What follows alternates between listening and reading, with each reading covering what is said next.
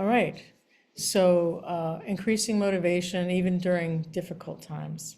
I think I've told you this before, that in the past I would see people showing up to the meditation group when there was one man in particular that he went from girlfriend to girlfriend. And every time a relationship would break up, he would show back up and be like, yeah, I've got to get back on my practice, get back on the wagon. And then he would find a new love, and then he would disappear for a year or two. And then he would come back after difficult times. And so difficult times can bring a lot of people to practice. But then when the times are going good is actually usually the most dangerous time for people. That's when they lose their motivation and their discipline for practice, and they fall off the wagon then, usually. And then on the flip side, people can have a regular practice going, and then when too much chaos happens, they just can't hold on to their regular practice. It's just too much. And so they can lose their practice if it's a little bit too chaotic, too. So how can we maintain a practice no matter how, when I'm saying practice, I'm talking about a daily meditation practice, at least a few times a week, however much will really support you and whatever your intentions are. So I'm going to talk about the different Buddhist philosophies around igniting passion and motivation and habits for practice. But I really would like to acknowledge that that this is a problem of privilege, right? Being able to even having the time and the money and the ability to practice is a problem that only privileged people have. And I'm privileged because I'm middle class. I can afford to take an hour, half an hour, or whatever out of my day and practice. I'm not in survival mode trying to scrounge for food, shelter, or anything else like that. So my heart goes out to people that don't have the time and that they're stuck in survival mode or the ability to practice. So I don't want to sound like uncaring about them, right? This is for those of us who do have the ability to practice daily. Yeah.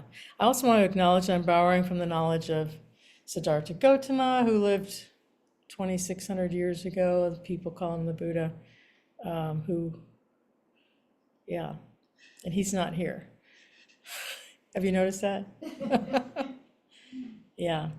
And the other thing I wanted to acknowledge is that, dry periods happen, even if you have the best and strongest practice, and you've been going for 20 or 10 years or whatever, you're going to hit deserts in your practice where you're going to be like, why am I even doing this? I don't think I'm getting anything out of this. It seems really boring. I feel like I'm just, the practice can get really dry.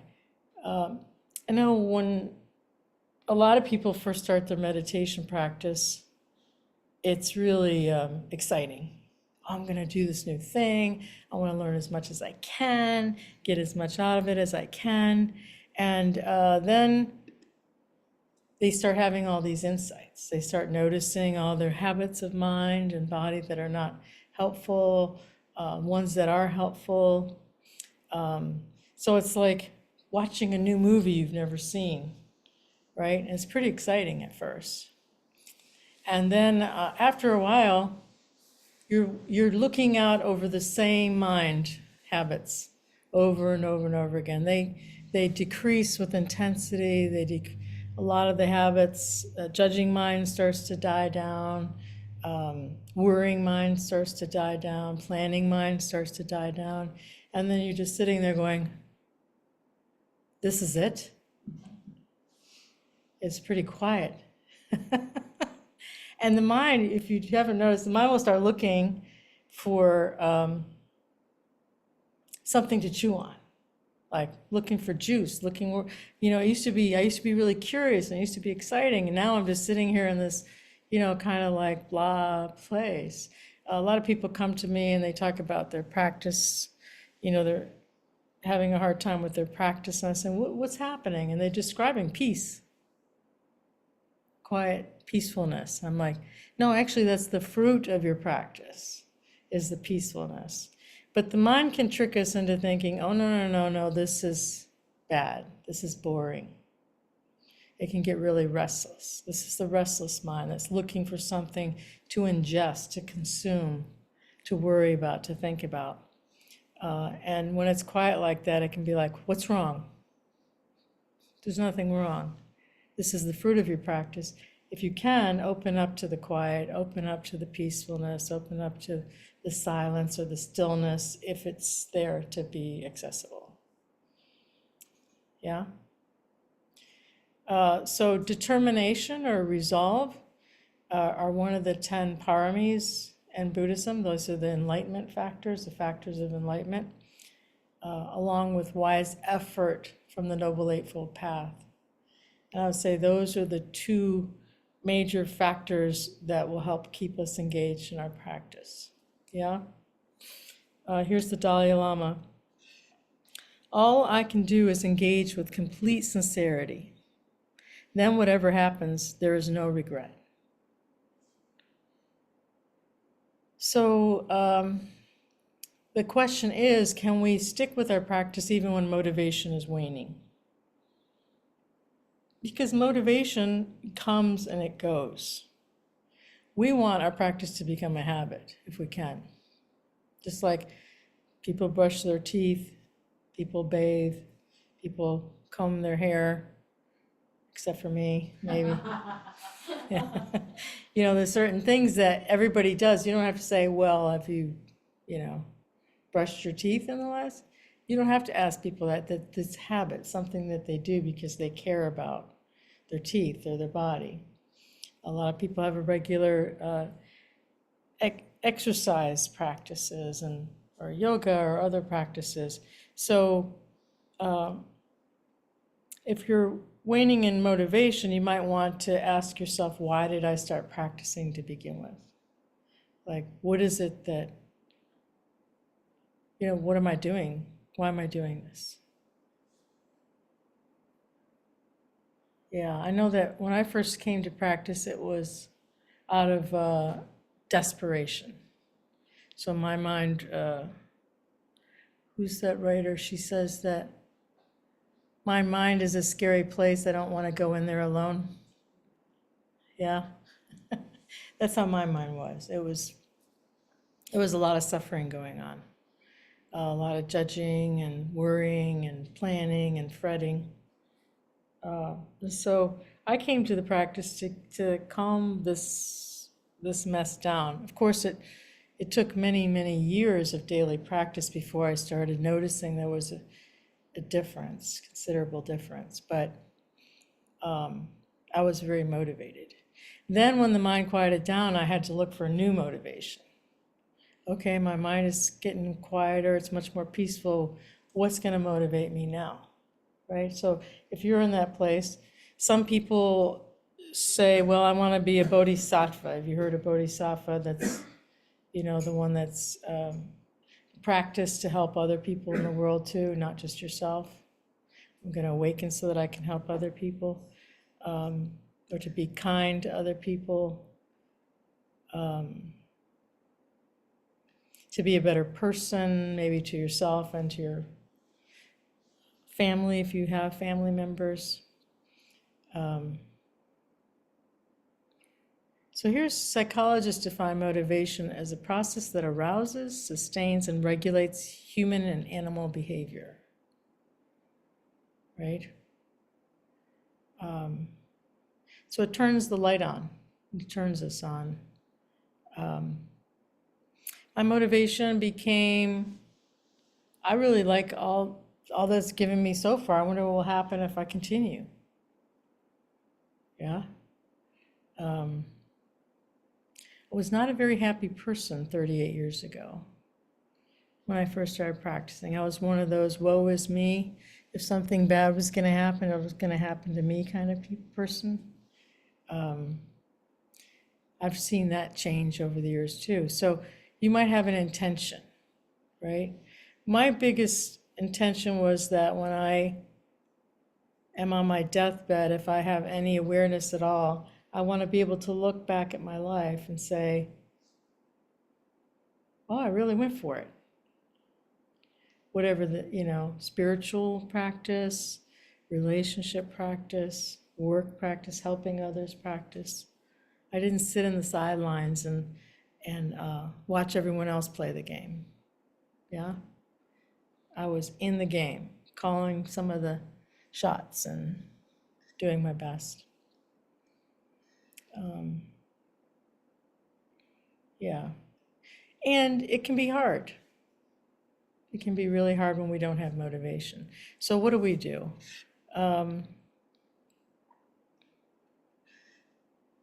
I found that when my motivation is waning, there's usually one of four things going on. Yeah. One is the timing is not right. Maybe there's too much chaos going on in life. Maybe we've lost some people that we love, and we have 2 or 3 huge crises going on at once. It's kind of hard to sit and meditate when your mind is all in total chaos. But then what I usually do is make the chaotic thinking mind my object of meditation. We can talk about that later. Perhaps I need more inner resources. Maybe I don't have enough inner resources, enough inner support. Sometimes it's the wanting mind is really strong. Anybody have a wanting mind? The wanting mind was planning the next trip, or wants to do this, or wants to do that. And I'll never forget seeing my wanting mind. I'd be sitting on one retreat, meditating, and start wanting my next retreat. Anybody done that? I see some hands going up. Yeah. So it's like, Rania, why don't you just stay on this retreat right now? You're on this retreat. Stop planning your next, wanting your next retreat. But wanting mind I've sat down and meditate, and wanting mind is like, oh, wonder if you have to check your email, that person you emailed, maybe they responded to you. It's trying to get me to get up to go check my email. I'm like, no, we're going to sit and meditate now, right? I'll check the email later. But it'll try to convince you of the wanting mind, many things, the reasons why you can't sit to meditate now. Yeah, so we need to tap into our intention and our motivations, connect to our values, right? Because usually our deepest held values are in alignment with a meditation practice. Like I said, what do you really want? Yeah, some people use faith to meditate. They read Buddhist books or about mindfulness books about practice, and that really helps deepen their. They hear about, or they come to talks like this, and they hear about other people and the benefits they got from practice, so it increases their faith and confidence. Well, if she can do it, and she was a huge mess, then maybe I can too. I'm not even half the mess that, that she was. So it's really good to connect to great faith, helpful stories from Buddhist masters, like Dipa Ma. Has anyone ever read the book Dipa Ma? It's very inspiring. It can inspire faith. That's DIPA, capital MA. Listening to Dharma talks, there's a dharmaseed.org can really help increase your motivation for practice. They have guided meditations too on Dharmaseed. Yeah. I think it's really important to not let your emotions rule your life. Emotions are valuable, we need them. They are indications of imbalances, or they keep life alive and enhance the quality of our life. But if we're too attached to our emotions, then our emotions will run us ragged. Right? Does anybody know what I'm talking about? Yeah, because the emotions are like the wind. Emotions are constantly changing. So as soon as emotions change to the breeze starts blowing that way, we start going that way. As soon as the breeze changes and goes this way, then we're going this way. Then the breeze changes, this way, we're going that way. And this is with emotions too. There is no such thing as a bad meditation session. Even if it was not very pleasant, it's still a good meditation session. Why? Because we sat down and did our best, even if it was following one breath the whole time. Hey, I followed that one breath. Usually it's not that bad, but it could be. Or I planned my whole next project. It was great. It's the intention that matters and the time. Even when I've had like the worst meditation sessions, I could say that I felt better all the rest of the day, even though I thought that was a terrible meditation. So there is no such thing as a bad meditation. Yeah.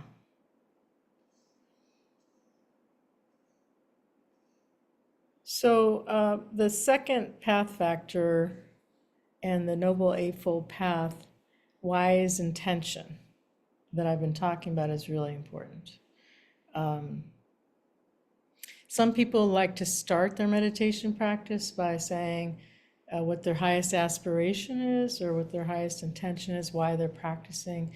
It can really bring some juice to remind you why you're practicing. Like I said before, it sets the tone for whatever you're going to do the rest of the time.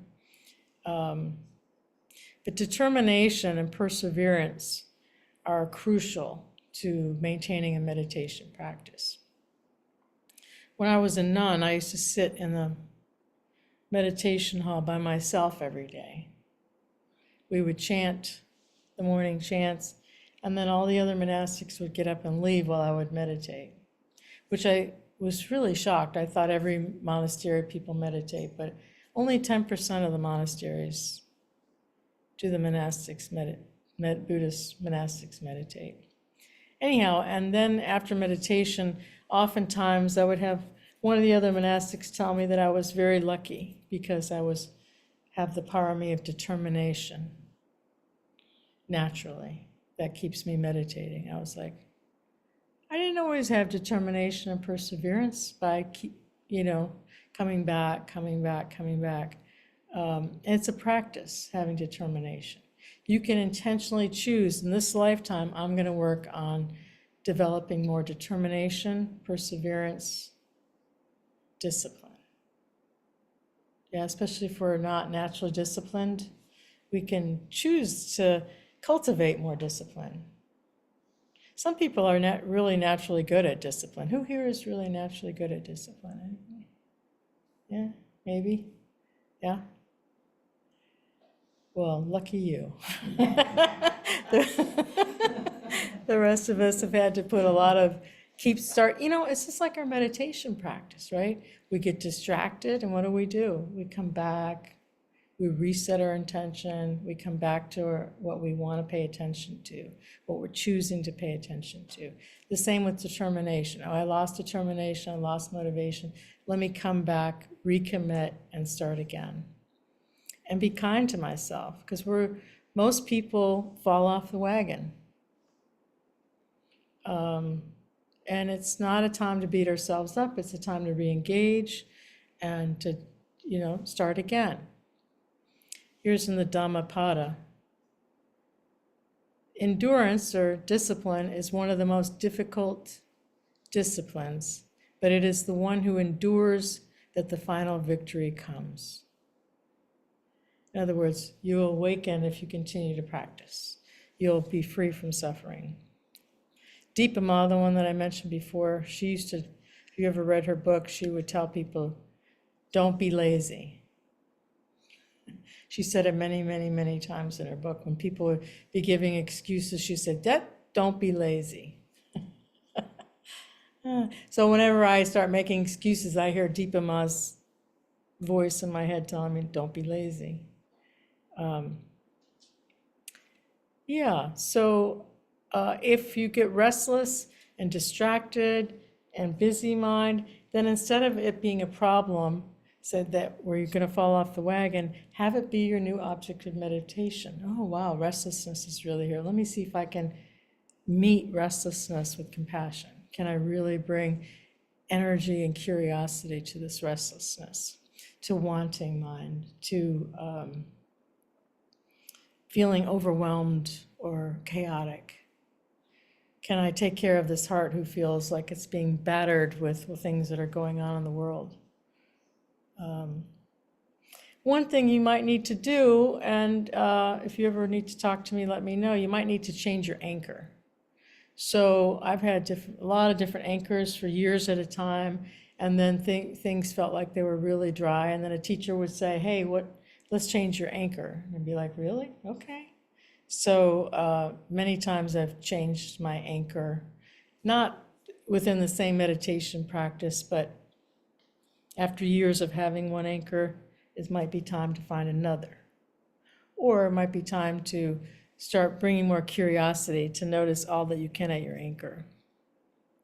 You may have noticed in the loving kindness practice that I said, may you be held in loving awareness, right? I just did a metta retreat. And in this metta retreat, that statement just arose because I was looking, what did my heart want? What phrases does my heart want me to say, right? And that was one of the phrases my heart wanted me to say. And every time I would say that, I would be like, oh, my heart would just feel all this love. And so, yeah, find out what your heart really wants right now. Go on retreat. That's the best way to reinvigorate your practice, if you can. Reminding yourself of your impermanence or the impermanence of the world, the impermanence of civilizations, maybe even the species. Here's the Buddha, Middle Length Discourses 140. If the end is attainable by human effort, I will not rest or relax until it is attained. Let only my skin and sinews and bones remain. Let my flesh and blood dry up. I will not stop the course of my effort until I win that which may be won by human ability, human effort, human exertion. When my flesh and blood dry up, I'm still going to be going for it. Now, was that an intense man or what? I think he had really strong motivation naturally and discipline. But he was very committed to wanting to be free from stress, the suffering that we find ourselves lost in. I think it's probably even, he was born into privilege, a prince. His family had a lot of money. They had all the luxuries you could imagine.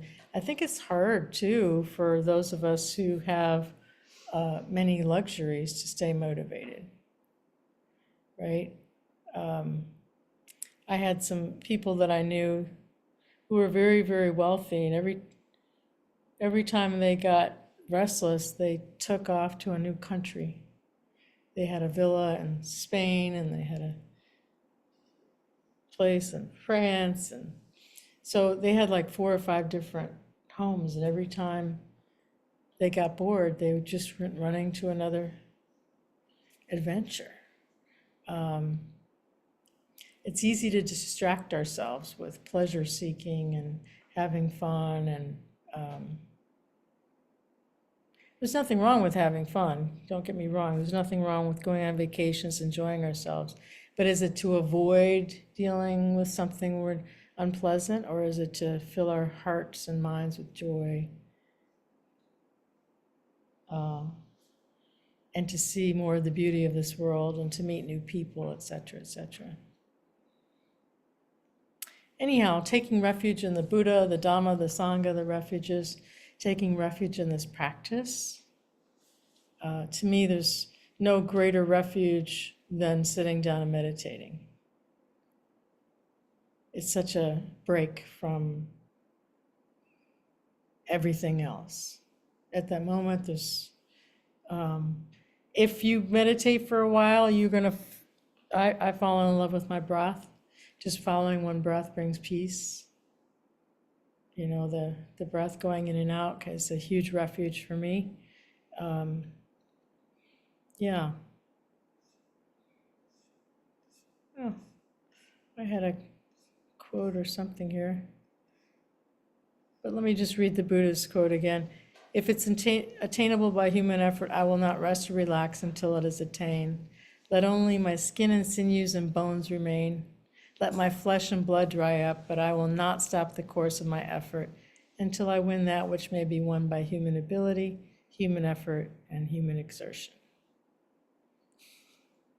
If that doesn't motivate you. All right. So everybody's different, right? So what motivates me may not necessarily motivate you, or vice versa. So we're going to open it up here. Let me stop this recording.